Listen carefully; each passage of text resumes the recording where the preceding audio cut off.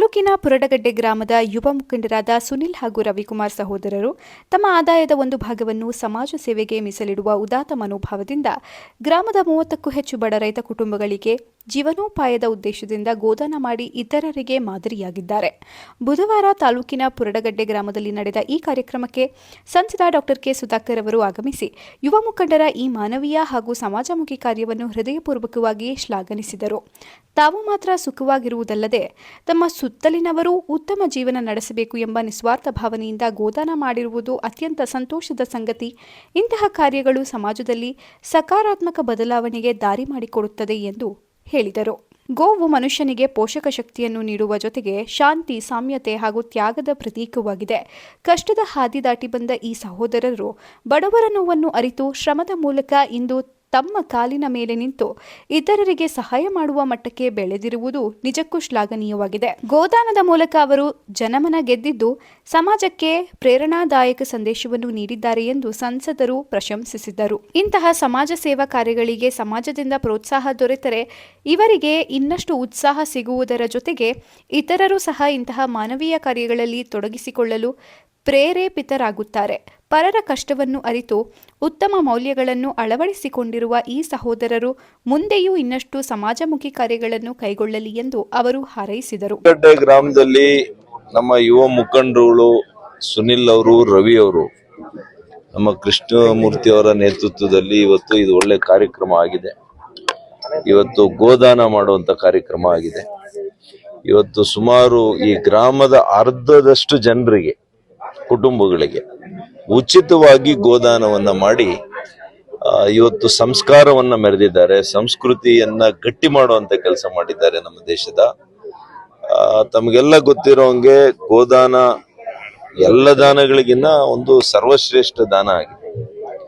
ಯಾಕೆಂದ್ರೆ ಹಸು ಎಂತ ಪ್ರಾಣಿ ಅಂತಂದ್ರೆ ಏನು ಕೇಳಲ್ಲ, ಜಗಳ ಮಾಡಲ್ಲ, ಬೇಡದಿಲ್ಲ, ಬರೀ ಕೊಡೋದೆ, ತ್ಯಾಗದ ಪ್ರತೀಕ ಹಸು.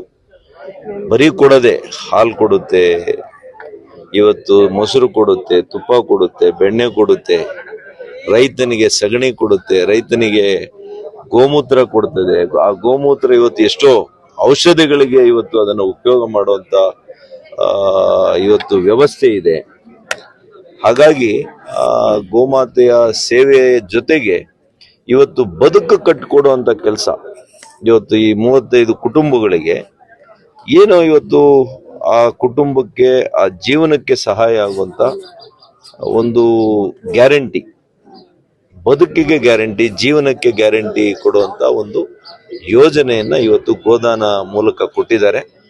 ಭಗವಂತ ಅವರಿಬ್ಬರಿಗೂ ಕೂಡ ಒಳ್ಳೇದ್ ಮಾಡ್ಲಿ.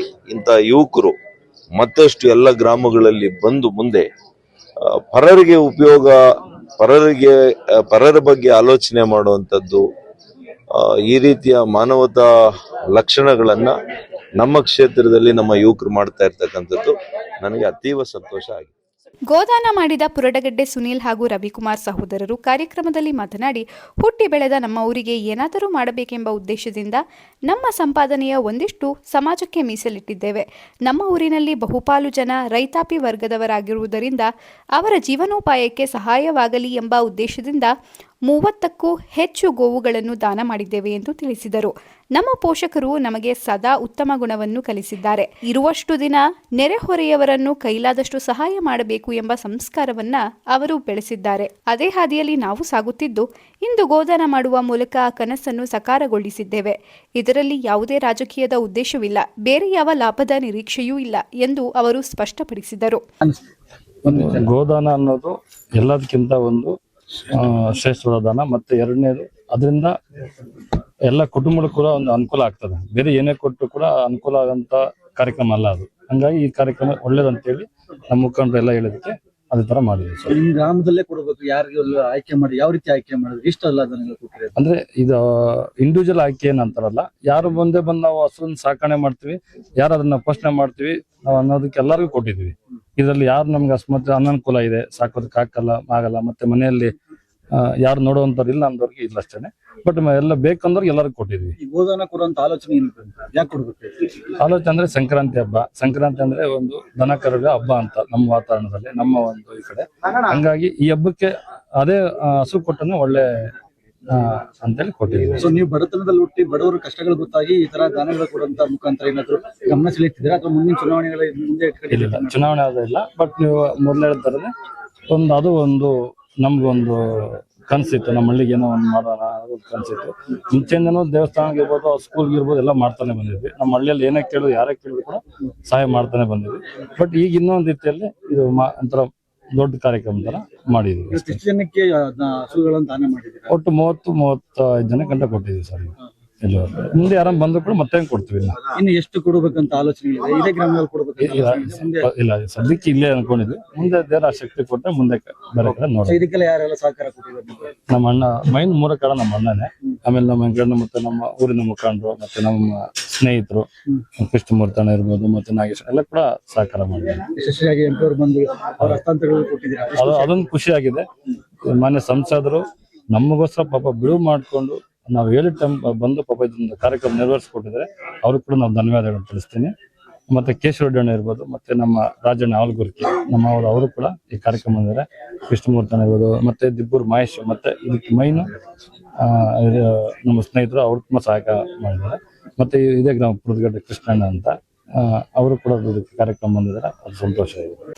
ಇದೇ ವೇಳೆ ಗೋದಾನ ಮಾಡಿದ ಯುವಕರ ಕಾರ್ಯವನ್ನು ಶ್ಲಾಘಿಸಿ ಮಾತನಾಡಿದ ಎಪಿಎಂಸಿ ಮಾಜಿ ಅಧ್ಯಕ್ಷ ಮರಳುಕುಂಟೆ ಕೃಷ್ಣಮೂರ್ತಿ, ಚಿಕ್ಕ ವಯಸ್ಸಿನಲ್ಲೇ ಇಂತಹ ದೊಡ್ಡ ಹಾಗೂ ಅರ್ಥಪೂರ್ಣ ಸಮಾಜ ಸೇವೆ ಮಾಡಿರುವುದು ಅವರಲ್ಲಿರುವ ಸಾಮಾಜಿಕ ಕಳಕಳಿಯನ್ನು ಸ್ಪಷ್ಟಪಡಿಸುತ್ತದೆ. ಗ್ರಾಮೀಣ ಯುವಕರಿಗೆ ಇದು ದೊಡ್ಡ ಸ್ಫೂರ್ತಿಯಾಗಲಿದೆ. ಬಡತನದಿಂದ ಈ ಮಟ್ಟಕ್ಕೆ ಬೆಳೆಯುತ್ತಾ ಇತರರ ಕಷ್ಟವನ್ನು ಅರಿತು ರೈತಾಪಿ ವರ್ಗದ ಮೇಲೆ ಇಷ್ಟೊಂದು ಕಾಳಜಿ ತೋರಿ 30 ಗೋವುಗಳನ್ನು ದಾನ ಮಾಡಿರುವುದು ಸುಲಭದ ಕೆಲಸವಲ್ಲ. ಆದರೂ ಅವರು ಮಾಡುತ್ತಿರುವುದು ನಿಜಕ್ಕೂ ಶ್ಲಾಘನೀಯ ಎಂದು ಹರ್ಷ ವ್ಯಕ್ತಪಡಿಸಿದರು. ಈ ಸಂದರ್ಭದಲ್ಲಿ ಜಿಲ್ಲಾ ಪಂಚಾಯಿತಿ ಮಾಜಿ ಅಧ್ಯಕ್ಷ ಕೇಶವರೆಡ್ಡಿ, ರೆಡ್ಡಿ, ಪಿಎಲ್ಡಿ ಬ್ಯಾಂಕ್ ಅಧ್ಯಕ್ಷ ಗಂಗರೆ ಕಾಲುವೆ ಪ್ರಸಾದ್, ಮಂಚನಬೆಲ್ಲೆ ಗ್ರಾಮ ಪಂಚಾಯಿತಿ ಮಾಜಿ ಅಧ್ಯಕ್ಷ ಶ್ರೀಧರ್ ಸೇರಿದಂತೆ ಗ್ರಾಮಸ್ಥರು ಉಪಸ್ಥಿತರಿದ್ದರು.